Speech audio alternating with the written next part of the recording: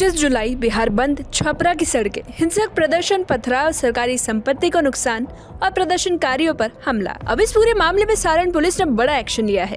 4 FIR, 186 नामजद, करीब 2500 अज्ञात आरोपी और अब तक 56 गिरफ्तार।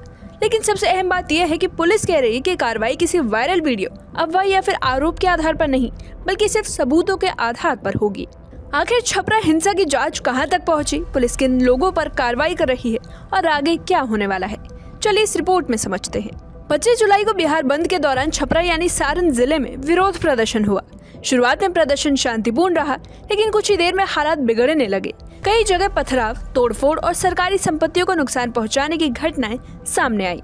पुलिस और प्रदर्शनकारियों के बीच टकराव हुआ और इस हिंसा में कई पुलिसकर्मी और प्रशासनिक अधिकारी घायल हो गए। घटना के बाद पुलिस ने पूरे मामले की जांच शुरू की और अब उसी जांच के आधार पर लगातार कार्रवाई की जा रही है। अब बात कर लेते हैं पुलिस की पहली बड़ी कार्रवाई की।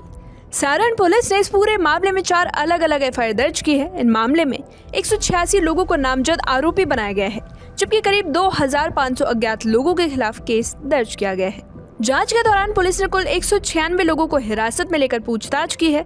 उपलब्ध video footage, mobile recording, CCTV footage और अन्य तकनीकी साक्ष्यों के जांच के बाद सिर्फ 56 लोगों की भूमिका संदिग्ध नहीं, बल्कि पर्याप्त साक्ष्यों के साथ सामने आई है और इन्हें गिरफ्तार कर न्यायिक हिरासत में भेज दिया गया है। वहीं बाकी 140 लोगों के खिलाफ पर्याप्त सबूत नहीं मिले, इसलिए उन्हें बॉन्ड भरवा कर रिहा कर दिया गया।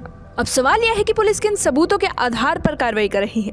जांच team CCTV footage, mobile phone से बनाए गए वीडियो, सोशल मीडिया पर सामने आए विजुअल और अन्य डिजिटल रिकॉर्ड की बारीकी से जांच कर रही है। हर चेहरे की पहचान की जा रही है और ये देखा जा रहा है कि किस व्यक्ति ने हिंसा, पथराव या फिर सरकारी संपत्ति को नुकसान पहुंचाने में भूमिका निभाई है।